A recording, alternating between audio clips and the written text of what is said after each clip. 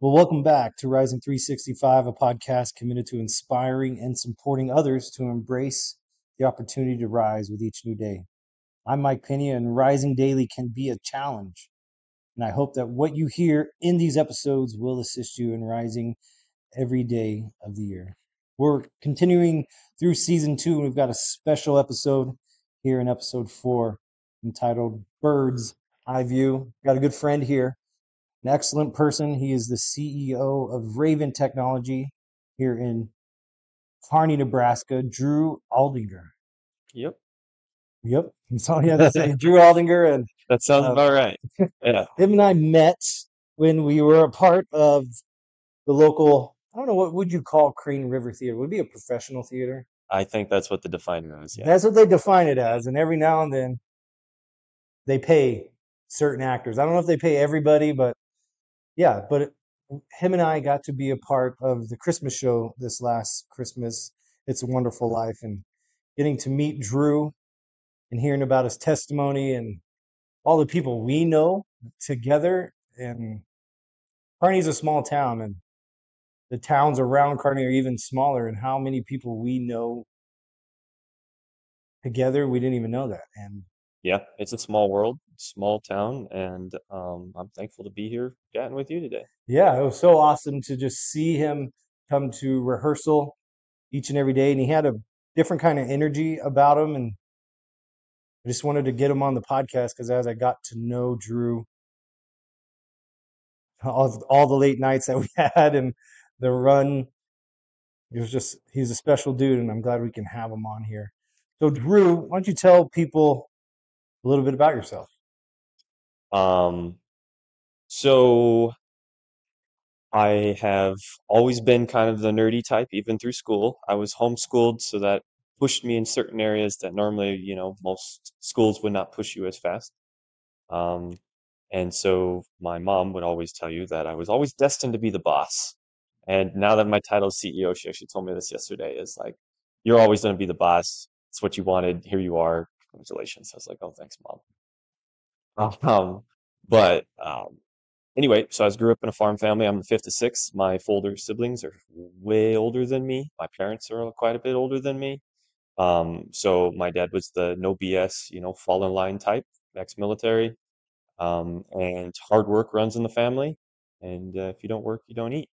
And so then my first full-time job was young, and I kept with it. And I've basically been a career worker, I guess you could say. And then a few years ago, I got the opportunity to start my own technology company, and I've taken off with it. And so far, I'm a award-winning businessman. So Yeah, you're an entrepreneur here in the area. I know when I share people about who you are, they know you here in Kearney. I have always been of the fact that, and my dad was a good example of this, you take care of no matter who they are, and you take care of them and they'll take care of you. No Yeah. matter if it's the maintenance man who you never know what he's going to turn into in the future, the janitor, or just this random kid that you knew, during school. So, and yeah, my reputation has apparently grown where I don't even know people and they're like, hey, I met you. I'm like, I don't remember you. I'm sorry. I know we get Yeah. in so many circles, and I think it just happened this morning when we were meeting up out in the lobby, and the owner of the location we're in, Nest. It's like a multi-office, really cool place where if you don't have an office and you're an entrepreneur or you work remotely, definitely come check out the Nest here in downtown Kearney. And what was the owner's name again? Chase mine. Chase Meyer. He even said, when I introduced myself to him, he was like, I know who you are. I'm like, I've seen you around. And I was like, oh my gosh. But making those connections, when you're doing good things, even when you're not trying to, but you're just being kind, that word travels Yeah. and throughout the community. And we like to get involved in stuff. What kind of stuff are you involved on outside of, your company here in? Well, Crane. Yep. I that was the first time me being in Grand River Theater. I have been in Kearney Community Theater a few times.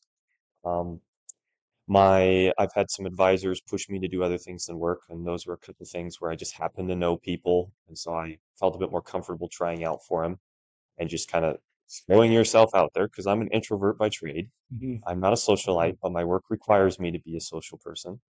And so I've been in those circles now, and I plan on to continue those circles. Yeah. I do things with church. I've done that for way longer than I've been a business owner. And then as well as joining professional networks around town with the chambers, not just in Kearney, but other cities like Minden and Oh, Holdridge. really? And then through work, I have connections to churches and school districts. And so I get around and if they need something, we're there for them. Yeah. So Because your company focuses on what? that is a good question. And one we might be don't have enough time to be here If all day for. you could sum it up, what is Working? So we're a technology company at the core. We define ourselves as a security technology company. So anything on the security realm is more of our specialty. And that could be cyber, it could be physical, like door access control, it could be cameras. It just depends on the need of the individual or the enterprise Hmm. or the school district in some cases. We've done a lot with school districts. I see a lot of the pain teachers go through, and we're there to help. Not everybody thinks we're there to help. They think we're there to spy on them, but that's not the case. But yeah, our version of it is to help people through our security needs as well as our IT services. And we Hmm. do way more than that. But from the small residents to the big enterprise, we've done it all. And we're not just in Nebraska, we've done it in 17 states. That's so So, cool. And you touched about this. You grew up in a farming family, homeschooling farming family, and we homeschool our two daughters as well. But in a farming family, especially here in the farming heartland of Nebraska, was it something when you wanted to go outside of being a farmer? Was that something that was encouraged or looked down upon? no, I was always a very sickly child. I was allergic to everything on the farm. I had asthma to everything on the farm. So it was like, as much as farms in my blood, I love driving tractors. Don't get me wrong. Yeah. Like that's the typical farm kid, and I do miss it every once in a while not being on the farm because I could literally go grab any piece of machine I wanted and go drive it at any time, Hmm. as long as I took care of it, obviously. So I miss that aspect of it. Like my health definitely improved by working in the city or working in an office because I'm not in those elements every day like I used to be, forced to be in those elements. Hmm. So it's kind of like damned if I do, damned if I don't mentality. Still Gotcha. want to be a part of a farm. I think more as a business owner these days, I've kind of prepped myself for that aspect. Um, I still want my future family to be a part of the farm. I think it's a good work habit because it's another level when you live and breathe what you do on a day in Hmm. and day out. There's really no break. You try, but there's no real set breaks. Right. We live on a farm too, just north of Shelton. It's 100 years old. It's been in my wife's family. And that's the reason we moved back here is because when we were stationed over in Europe when I was in the military, the homestead had been vacant for over 30 years and it was just getting vandalized. And my wife received a phone call from her parents that, hey, we're either going to auction this thing off Hmm. or someone has to come live on the place and take care of it. So I was in a time frame in my career in the military was either stay in and finish the 20 and or get out. So we got out and came back and we don't farm as far as growing corn and crops, but we do have cattle. It's more of a hobby farm, but it is really good for kids. It teaches them, hey, you've got animals and they count on you and you can't check out. Yeah. And that's what Rising 365 is all about. This podcast, when I started it last year, we're just trying to find little nuggets to motivate people to continue to get up the next day, not look at the year and try to do the year in one day, 365 days, and people try to pack everything into one year. That's impossible and it's overwhelming. That's why January 10th was known as International Quitters Day, because for those 10 days, they're trying to accomplish their New Year's resolution, 365 days within 10 years. And by day 10, they're overwhelmed and they just pack it in and quit. But we can't do that. We've got to just take it one day at a time. The Bible says we're not guaranteed tomorrow, and today has enough to worry about. So that's what we want to lean into continuing this episode. That's why it's called A Bird's Eye View. One of it's because your company. I was sitting down last night, just looking at Chuckling some about notes. that. I know, I was like, man, that's a good title. Raven Tech. Yeah. Yep. And sometimes it takes a bird's eye view to see the big picture. And then when they, when you watch hawks and eagles soaring and ravens soaring, they're up high trying to get a big picture of everything. And then when they see what they want, then they focus in and, they make the beeline for whatever. Did you know a cool thing about ravens? I did some research on them, and it was followed up by that Discovery Our Planet or something. But once an adult raven learns something, that is passed like through their genes for the rest of that lineage of Hmm. raven. And it never has to be taught again. They automatically know it for some reason. And it's in that core of ravens, that family unit of ravens, they're the only ones who know it. So if it's a hunting technique, if it's a how to build a house or where to salvage anything, that thing that that adult raven has learned is passed through like their DNA to the rest of those ravens to come within that line of raven family. I was like, that's wild. Yeah. So if we as individuals learn something, it should be something that we try to pass on, especially if you're going to have a family and have kids, but even in our own neighborhoods. So, Drew, was there a time in your life when you just wanted to check out? If so, what brought you to that moment? We're getting in deep now. Yeah. Yeah. We are going in deep. So I want to say around 4 or 5 years ago. I don't remember exact time just because, when you go through those moments, you try to block them out as much as you can. And I will say that during that time, it was probably the um, hardest time I mean, everyone has probably multiple hard spots in Yeah. life, but this is probably the hardest time in my life, especially my adult life. Um, I, at that time, before it all happened, I was successful to some extent. I didn't own any companies or whatever, but I was a hard worker, had a great reputation, worked for several companies, worked for my dad still, on one of his businesses, was engaged, had felt like everything and anything like laid out for me. Hmm. You know, I was either going to inherit this or I was going to be able to do this because it felt like nothing could go wrong. Well, either I was blind to it or, things just outside of my control just happened. And Like a Job moment. yeah, it's, yes, that's a good way to put it. Job moment. I wasn't quite as low maybe as Job, at least I felt Yeah. like at the time I probably was, but I lost nearly everything that was dear to me during a short period of time.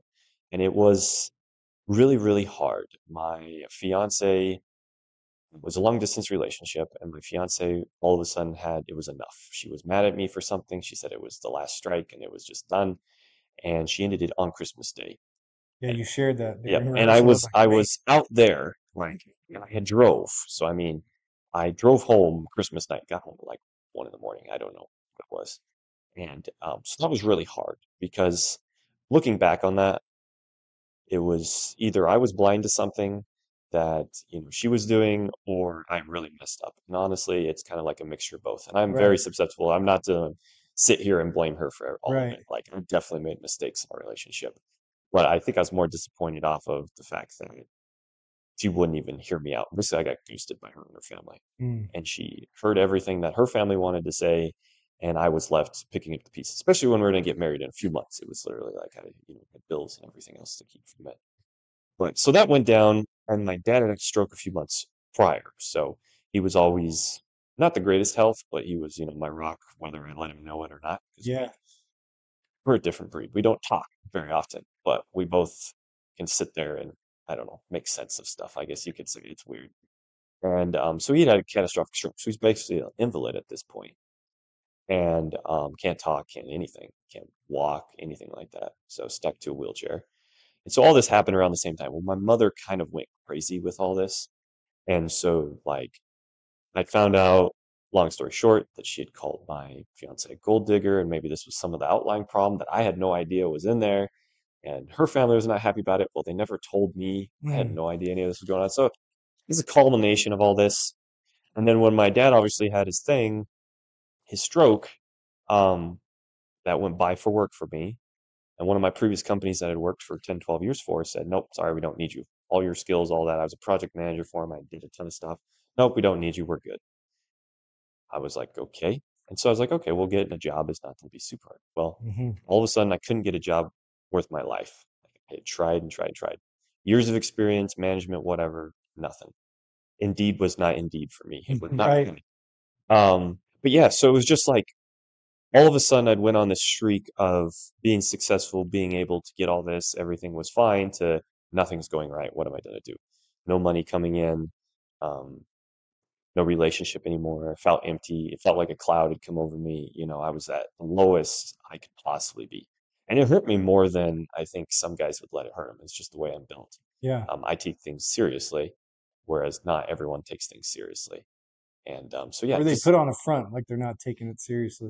yeah, and I, as much as I wanted to try to do that, I just couldn't hide it. Plus, Yeah. I was like sitting in this big house and I had nothing to do and nowhere to do, and I'm a workaholic at the core. So when you have no work, like what am I supposed to focus on? Right. Like, and video games, I used to be a pro gamer once upon a time. I had all this, but like I couldn't focus on even that. So I'd stare at them for like 10 minutes and I'm like bored, Hmm. or I would think of thoughts of past and it just was not good. And then my mother decided that the house that I had was paying for because it was rental through the company, she was just gonna let it go. So basically said, I don't care what you went through. It's all about money to me.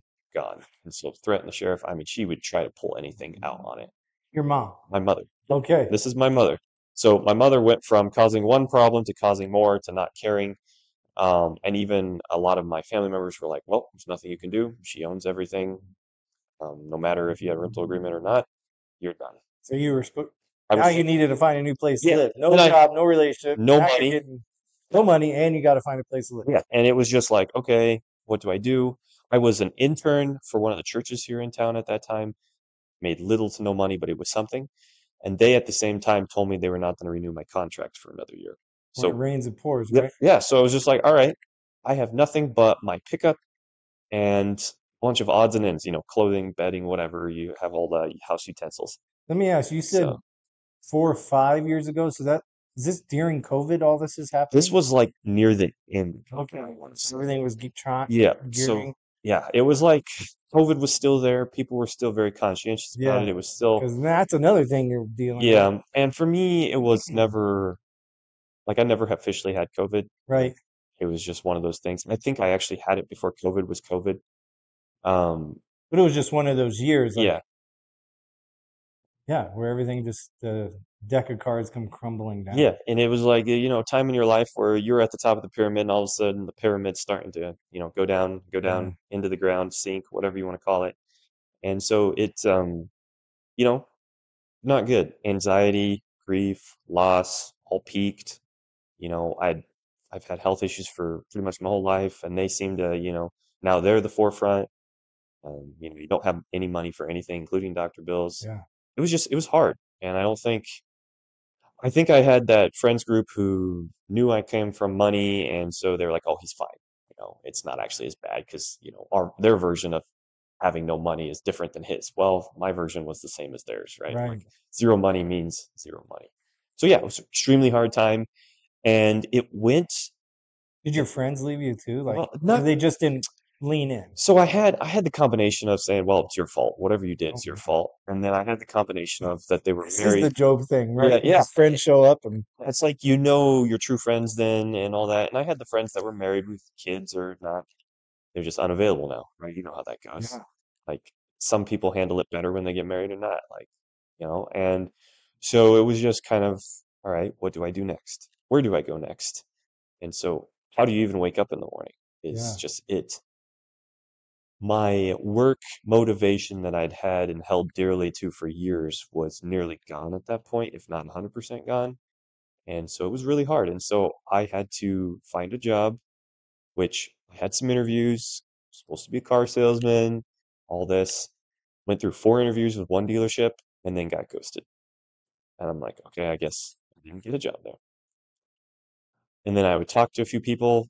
No, I didn't know people that were hiring. Well, finally, I had a lead on a job. They made me wait 2 weeks for an interview. So long story short, I had like this maybe 2 month gap of absolutely nothing. It was sheer torture. of, you know, at home in my own head, YouTube, whatever, just trying Yeah. to move on. You know, it was cold out, it was winter, right? And so it was like I couldn't just go out and hike or do anything. So it was a weird time. I will say the one solace, and I know this is weird. So I love football. It's just something I've always had, especially NFL. And the one thing it was nice was turning the TV on Sundays and Thursday nights or whatever. And that was one thing that was like, okay, can zone out and think about only sports that day. So that did help give me a reprieve. But obviously, when that it's not Sunday and it's not a game on, what are you supposed to do? Hmm. But so yeah, it took a few months.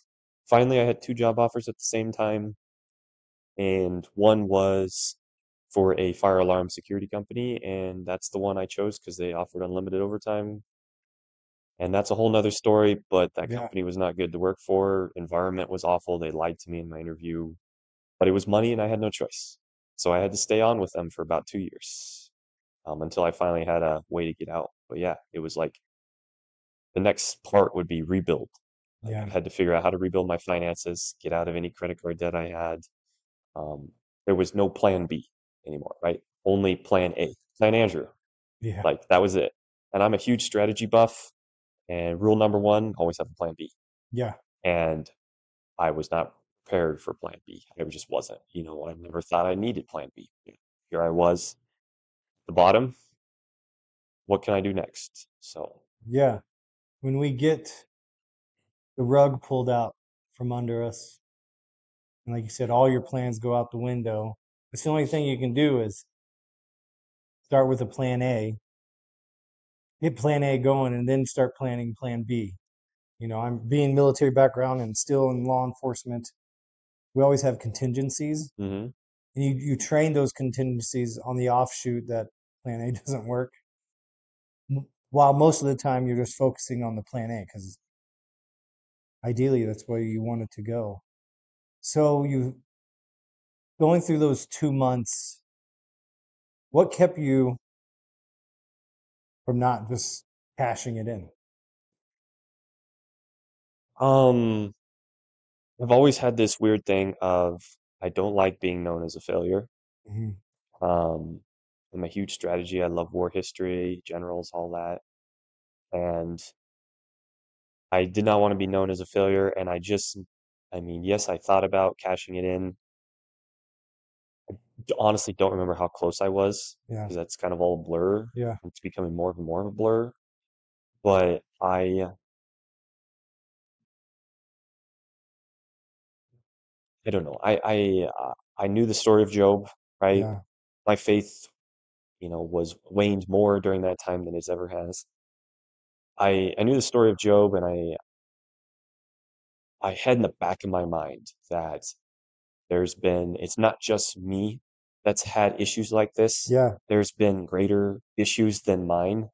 Like, I mean, there's generals that have lost battles and lost, hundreds of Mhm. thousands of tens of thousands of people. Like, I can't imagine being that guy and having that on Right. my chest. If I had that responsibility today, I would think about that every day. Mhm. But I think that's part of a good general or a good leader is, yes, you need to consider that, and that should be priority number one too, not just throwing needless lives away. Mhm. But, you know, you still need to be able to get up the next day, and we need to figure out how are we gonna, we lost the battle, but how do we win the war? Yeah. And that was always subtly in the back. And once I finally got a job and once I finally had to start looking for that purpose again, Yeah. and I was just a technician, and I just needed somebody to tell me that they're very thankful for what I've done or what I've doing for them, or it could have been a very minute thing. And so I would tell anyone if you're in that rut, like it's you just need to kind of force yourself to get out of your comfort zone a little bit and try to get out of your head. Whether Mhm. it's just, I'm not a walker guy, I'm not a runner, but just get out, take a walk, breathe fresh air. Mhm. People watch a little bit. Like, I mean, maybe you're wishing you would have had the kids and you didn't have the kids or Right. whatever happened. Um, Stare at that. and think about what you want and what has it led you to this point. Yes, you're at the very bottom and it's easier said than done, but think about the long game Hmm. and not just the short game. Short game is to pull the trigger, right? Short Yeah. game is to, walk out in front of a car. The Yeah. long game is, okay, I failed at this, but there's still a chance out there. Yeah. There's still a subtle chance I'll get married again, get engaged again, right? So there's nothing on the horizon right now, but there's still that chance. Yeah. So, and I'm a big long-term thinker, and I would advise to anyone, don't just think about now, think about the future, and let's see how will this affect your family, your friends, right? If you pull that trigger, there's no more. Yeah. There's no more. There's nothing. Yeah. You don't even consider, like, you're not going to get the chance to watch that future football game Yeah. or go to that future football game, or you want to Any be, future yeah, is over. it's gone. Like, you have cashed in the cards. Mm. You have said, I have given up at that point. So what do you do now? You're on the other side, and I'll tell you guys, Drew's successful, and he shared where he's at now. There are times when I truly believe that each day, we're going to stay with Job right now, that Satan goes to God and be like, I'm going to go challenge him. And God says, go for it. Because the word tells us that he allows things to test our faith and to strengthen it in order to strengthen. He tests our faith in order to strengthen it. So there's this daily dialogue between God and Satan, and Satan said, hey, I bet you today I can get Drew and Mike and other believers to denounce you if I do the right things. When you find yourself maybe feeling sorry for yourself because you didn't get the big contract you need for your company, or you've had a few dates with a girl and all of a sudden, ghost. So we're in this, I hate this culture, this Mm-hmm. ghosting culture Mm-hmm. that we have now. And ghosting culture has permeated to every age group. There is no age group that is not ghosting somebody. And Yep. like, for instance, in my ministry, there was, this couple they're both retired. They just recently retired, but they've been leading on one of the children's clubs at two of the elementary schools. And I had to hear it through the grapevine during the Christmas break that they were just not going to lead it anymore and just let this club like dissolve without even telling me. Hmm. And so I've been scrambling because I don't want these two clubs to end, of course, for these kids. But when you feel yourself like getting down, what do you do to stay encouraged? Well, so when I first started Raven Tech, um, I had heard of this company that was looking for a provider for their certain system. And this company was a Fortune 500 company. And they have thousands of employees and offices all over the country. And it would allow me to travel and get paid to travel, and we'd make money. Yay! It's the business owner's dream, right? They pay for everything. You make whatever it is off of parts and labor, and a single man shop or whatever. It's Mhm. Yeah, it's perfect. It's the foundation for a good business, and I was excited. Well, I had experience and everything, and I thought, okay, well, this is going to be easier said than done. Well, let me tell you, starting a business is not easy. No. And in my type of industry, it's even harder. You have to sweet talk the regional sales managers on letting you in the company, and then you have to sweet talk their manager to their divisional manager to let you in. You need to have authorization. You need to prove that you're making so much money, that you're doing this. You have so many things to do. Hmm. I had no idea that was a requirement when I started my company. I thought, it's as simple as, getting an Amazon account or getting an account to purchase the products and do the work. I knew how to do the work. That wasn't a problem, getting the product. Well, I lost that contract over not being able to provide the equipment, because that equipment, they claimed they had enough dealers in the area, and that was it. I wasn't worth it to them. I was too small. Hmm. Obviously, a brand new company. I wasn't making millions a year. I had just started. And so I had to give up my largest contract at that time. Couldn't even sign anything with them because it was just couldn't. So that was not a good way to start. Just telling you that right now. And I was very discouraged about it, right? Mentally, stress wise was there. I'm like, okay, what the hell did I do? Why did I do this? In the wrong spot. And around the same time, I had been going out with a girl. I mean, I'm just gonna hit on every highlight that you were talking about earlier. I Hmm. was going out with a girl. It was great. Well, then, she just said, oh, wouldn't work one day. I was like, oh, crap. So had all this pile up. Company was, 6 months old, maybe less than that, probably more like 4. And it was the strangest thing because yes, I was down in the dumps. I was sitting on the couch, had a few days of I just didn't want to get out of bed. And then I've been thinking about the past couple days of going back and trying to remember what got me out of bed to try to pursue it again. And I honestly don't remember exactly what happened, but I had this day where I woke up and it felt like I had a caffeine boost. It felt like, okay, well, you've thrown all the chips down. You've got to go out and hustle. You've got to prove to somebody that you're capable of, selling the products, maybe a different product. And so I was like, okay. So I grabbed my phone. I started making phone calls. And long story short, I picked up my largest contract at the time out of it just by making a phone call. It was a cold Right. call. Just by having the motivation to call somebody and saying, hey, I know I'm small. I wasn't able to do this for that company, but I can get this. You know, are you interested? And and they gave me the whole like, I don't know, you're new. We're not sure if your tech works. Can you actually provide it? Can you keep up with it? And I'm like, okay, well, if I, what I did was I bought this product. It's $1,000 off my new company credit card, right? Which was a lot of money, still is a lot of money, Yeah. but it was a lot of money at the time, especially when you're starting out.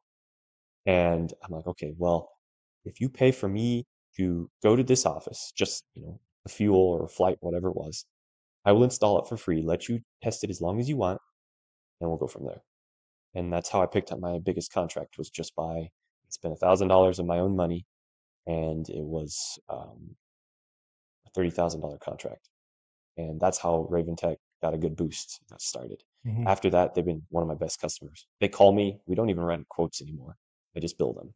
There you go. And so I would tell you that if you're down in the dumps and it feels like everything is gone and you don't want to get out of bed and it's just you don't have the motivation, you just need to like grab yourself by the collar, take a walk, Yeah. like maybe even stumble outside in your PJs and just walk around, turn some music on, try to remember what you did for fun back in the day or what motivated you for, like if you're a football player. Yeah. A lot of them what either listen to podcasts, they listen to music or whatever. Go find that song that you haven't listened to in a while or Yeah. that random playlist you had. Just try to pump anything in your head just mentally to help get you out. Yeah. I like, Something positive yeah, and it doesn't, I mean, you don't have to, I hate to say this, but a lot of pastors like, yeah, go read your Bible for 20 hours yeah. a day. Go find that spiritual verse, go grab that testimonial, go do this. Well, anyone will be like, especially if you haven't been in church in a long time. You're That like, didn't work for me. yeah, it doesn't work for me. Like everyone told me, yeah, go talk to pastors, go have meetings a Yeah. couple times a week. I hate to say it, but the pastor's not the first person I'm going to talk to. I knew a No. few, but sometimes, if you don't have that friend or whatever, if it's nice enough outside, go take a walk. Every town's starting to have trails. Pull out that bicycle, whatever you need to do. Listen to some music. I love music. And so that's the first step. I'm not going to say you'll be fixed off of it, Yeah. but that's the first step to getting out and trying to focus on, okay, where have I come? Where do I need to go? Yeah. And the middle game I to know when get I there. was at my So, lowest moment, people would say that to even my wife. She was like, "Man, go talk to this pastor or try to go share with even other believers." The church does a really poor job about mental health. mm, And they see it if you say, "Man, I don't, something's disconnected mentally or emotionally." Then they would be like, "Well," they would do like Job's friends. You've done some kind of sin that you're trying to hide, so hmm now you're paying for it. I was like, man, when you recollect, like, no, I'm literally trying my best. I just don't feel well. So like, well, you need to come to church more. You need to read more. yeah, You need to serve in the church more. And they just give you more things to do. But Drew's touching on it. The only thing you need to do is disconnect from that part of the stressful world and find the little things. They bring you peace and joy. If it's music, if it's a TV show, if it's a quiet walk, outside, outside of yourself. If it's going and helping a stranger, and my office here in the central Nebraska area, it's a quiet little office just out of church here. Nobody's ever at the church. That's why I do most of my work at coffee shops, because even though I may not strike up a conversation with individuals there, just to walk in, and I've been to enough of them now, they know me, the baristas and the people who are regulars there, we know each other, so we say hi, and that little bit of energy just brightens up your day. And that's encouraging that you see that too, that yes, there is encouragement from going to church and reading your Bible and doing those things. But really, the one thing that happens is when you get into those low moments, that's where Satan wants to keep you. He wants to keep you isolated and keep you down there and keep you blind and feeling sorry for yourself. But as soon as you stop doing that and you start pinpointing little things in your life that bring you joy and peace and motivation, then you're able to get back out there the next day. And who cares if you need to take the day off? And you know the culture and is way better than the church's like self-help days, or Yeah. taking those days where you can recoup and recalibrate. Those are so important. I know I used to be one of those people who's like, oh, that's just baby stuff. I'm not talking about you need a safe space, not that nonsense stuff, but Yeah. like taking a day out for yourself because you've burned yourself out, because you've been burning the candle at both ends and the middle, because you're trying to make your business work, make your relationships work, be fit and eat right and go to the gym and be social in the community of all the different clubs you're a part of. All those things, they can boil over, and all of a sudden you wake up, you're like, man, I'm exhausted. Yeah. I don't Yeah. And I don't then, have it today. And it's okay to phone it in that day and be like, you know what? I'm just gonna go for a walk. I'm gonna Maybe you've been dieting and you've been really strict. I'm gonna enjoy something that brings me pleasure, even though, like I'm a McDonald's guy. So I'm gonna go grab a small McDonald's meal. Those little things can really boost and encourage you. Are there routines that you follow that help you get ready for the next day? Are you a routine type guy that, yes, I would say so. I like to have things in a certain place where sometimes I get such in a habit of grabbing them there. If they're not there, then I totally forget about them until I realize they're not there later in the day, you know? yeah, Like it's like anytime I get home, I have this one spot where, anything in my pockets goes and, wallet and everything is all laid in order. I'm a bit of a clean freak, which is kind of weird, but like I like things in order, organized, even spaces, even lines. It's weird, I know. But yeah, so I like my routine is um primarily for work days. I have a routine. In weekends, it's just kind of ab lib a little bit. Sleep in or don't sleep in or work. It doesn't matter on the weekends. But like I'll roll out of bed.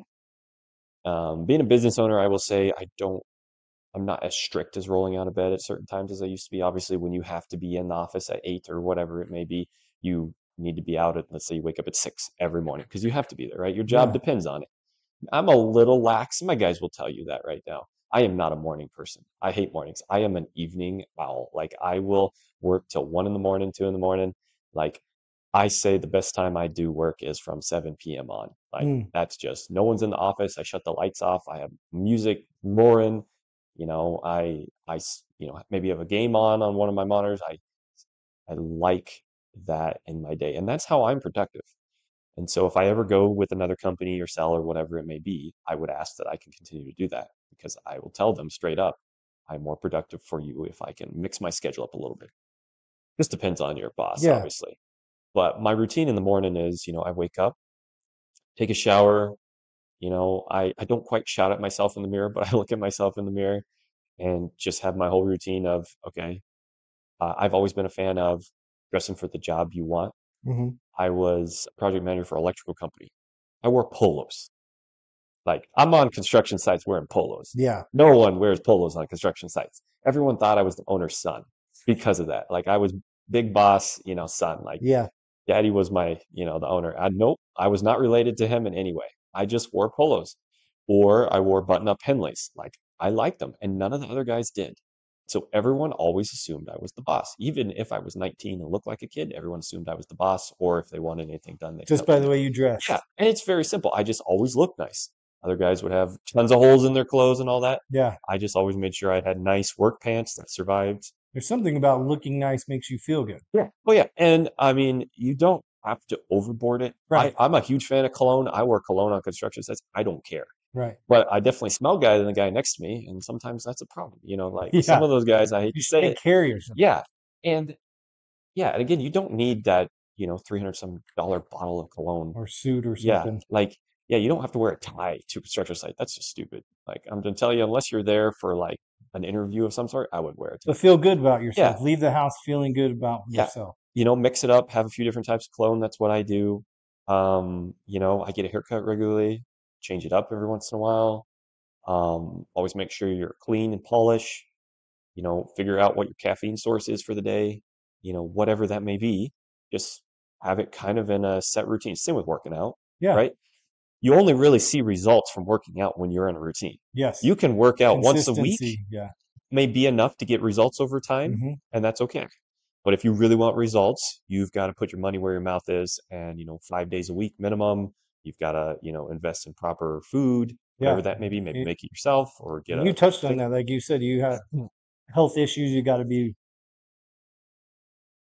leery of and concerned about and you pay attention to because, if you make the wrong choices, the next Yeah. day is going to be affected by how you feel. Well, I mean, doctor bills aren't cheap. We all know No, that. yeah. Like, no matter even if you have insurance, that may take $100 off $1,000 bill. Is that Yeah. helpful? Maybe, maybe not. So yeah, just doesn't matter what your routine is, but wake up thinking that it's a new day, it's a new you. Get a new chance. Yeah. And I would say if you're having trouble with work, like it's just absolutely the worst. So you have the worst boss. Let's say you have the worst boss. The way I found, speaking from experience, the way I found is um, depending on what you do, if you just kind of smile at them and say, okay, and not argue with them and don't look down, they won't know what to do with you Hmm. anymore because they think they own you. They think this, they are the boss, they are the overlord. But if you treat them that, okay, you got it, sir, and maybe even just call them sir, they won't know what to do with you. Respect. Yeah. And then when their boss rolls in, which might not be tomorrow, but it'll be in the future, I mean, you'll have a good reputation or have that notoriety from the other workers who just look at you like you're crazy because you just don't let it get to you. Hmm. And obviously, again, that is easier said than done. Right. But like for me, I developed a good reputation at previous companies with my customers. Like I wanted them to call me. They actually would call my work phone Hmm. directly. They did not want to talk to the office because they knew they'd get the runaround. And so I got a good rep. They'd always defend me. When my boss would talk bad about me through emails to them, they would forward the emails to me. I never asked. I didn't want them. They Hmm. would. And so when I left, I made sure I was on good level with all my customers. I made sure they knew what was happening, that I was on my way out. The office hated me Right. because they wanted me just to close the door, leave, and then they would start calling the office to the next guy. And a lot of those customers have hunted me down since then Hmm. or have no good things about me. They may not be my customers now, but they still see me every once in a while. Yeah. And so it's a good reputation to have, no matter how you want to start it, how you want to handle it. If you get up in the morning feeling not just good about yourself. You may not always look the greatest. You may not have the, zero body or Yeah. bunch of six-pack abs. That doesn't matter. No, You just need to have it mentality that, okay, it's a new day. It's new me. Throw this comfortable clothes on. Let's get to work. that's right. I call it the GSD. And my version is GS asterisk D because it's, I mean, GSD stands for get stuff done. I don't say stuff, right? Yeah. And since we're on a Christian podcast, I won't say it. For all the pastors out there, Yeah. There you go. but it's literally, you just think about it as, okay, I'm gonna get stuff done today. Yeah. And that big task that you've been struggling with, break it down into squares. Like that you're trying to write a book. Well, don't try to write the whole book tonight. Like Yes. start with, chapter one and paraphrase one. Like, what are you paraphrasing? What are you going off of? What do you need to write? Yeah.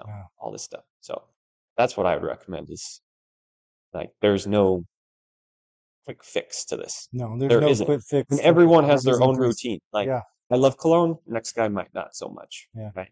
So I like to learn about people's routines and then seeing if I can adopt some of them into mine. because you can get so wrapped up in a routine that you get hyper focused on it. And if a wrench is thrown into your routine, then you're a difficult individual to deal with the rest of the day and you're Yeah. thrown off for the rest of the day.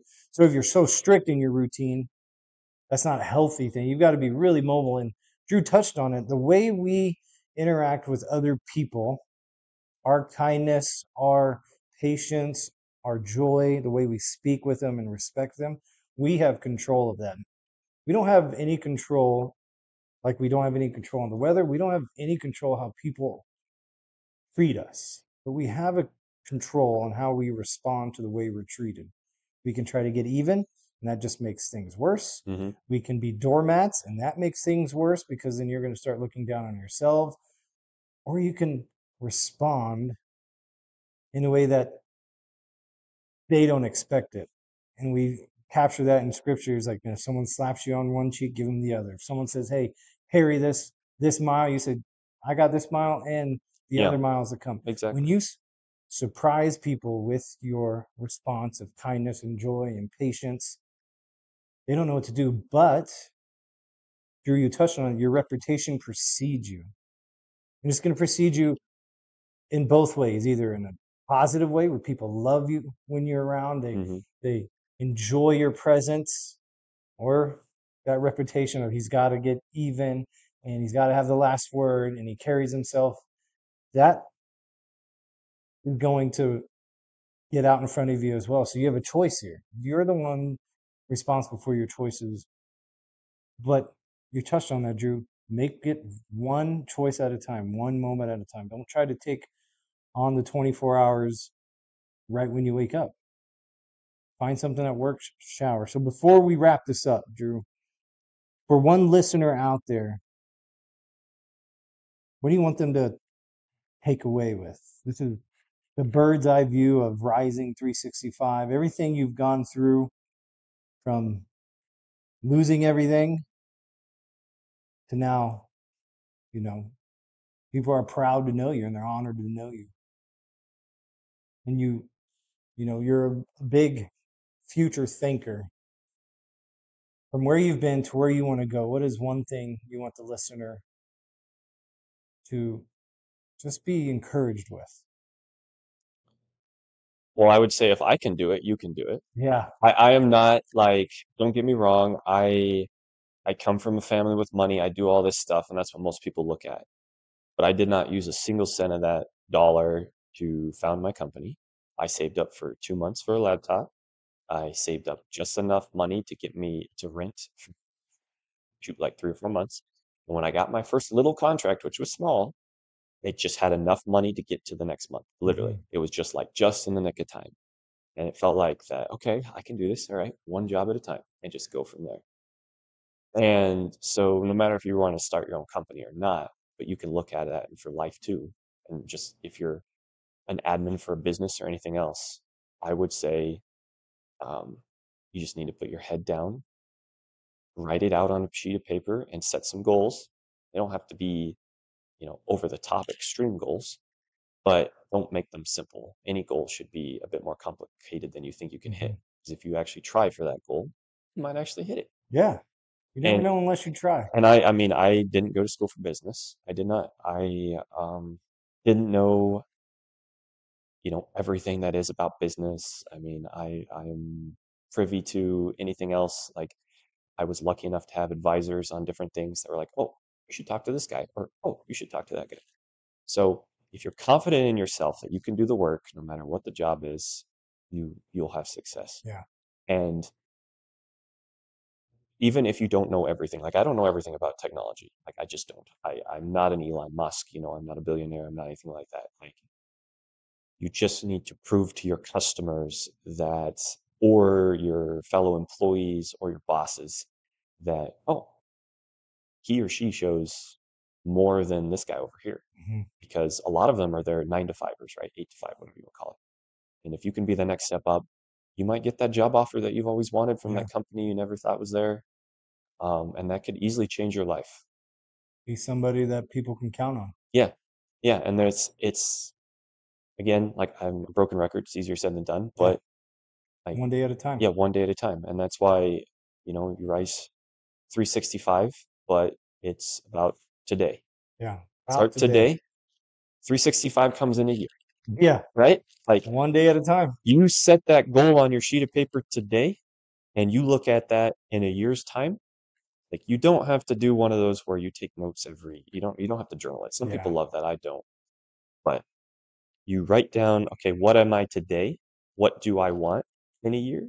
Look at it in a year. Yeah. It might not have to be a year exactly. You might not even, set a calendar notification, whatever. But that would be my recommendation to anyone wanting to do anything from starting a company to just being successful in business, In no matter basic what life. field. Yeah, Yeah. just basic life. Okay, you want to get married? Well, yes, that's great. Yes, you could probably put an order in on a website Yeah. from Ukraine or, newspaper, but I don't really want that, I'll be No. honest.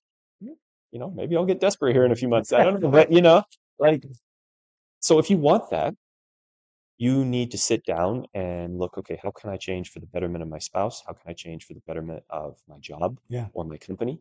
Because I'm when I don't get enough sleep and I'm angry, like my guys know about it. Right. And I'm very thankful for great employees that they don't take it personally.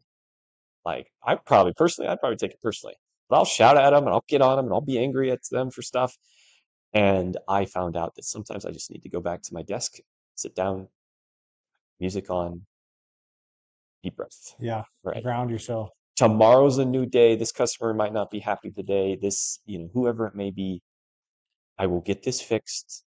Let me just, I sometimes I'll take a nap. You've seen my couch in the Yeah. office. Like I'll just lay down and be like, all right, 30 minutes might make me $30,000 if I do it right. Yeah. You just got to look long term. Yeah. Look long term, but be patient with yourself. Where can a listener find information for Raven Tech before we close this out?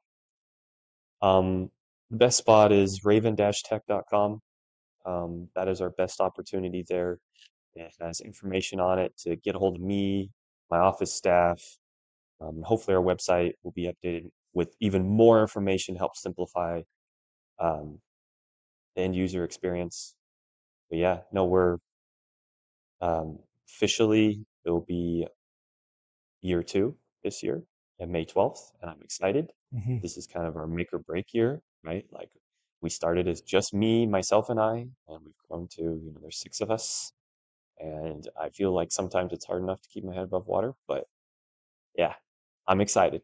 And I'm excited for the new customers I get to meet from no matter what walk of life, because I get to meet every single time. And I get to see a lot of stuff that I wish I didn't have to see. Right. So, but Well, thanks, Drew, for being on the show. Thank you for tuning in. I hope each episode brings you inspiration to embrace every new day. To support the podcast, consider booking me as a speaker for any event that you have going on, from conferences, school assemblies, church events, anybody that needs to hear the message of Rising 365. It's easy to arrange that. You just shoot me a message or an email at rising247-365 at gmail.com. Join the Facebook community. Until we meet again, I'm Mike Pena with, Drew all there. be patient with yourself. Seize the gift of a new day. You are destined for this moment. And for any information for Raven Tech, there will be a link in the show notes. Until next time, we'll catch y'all later.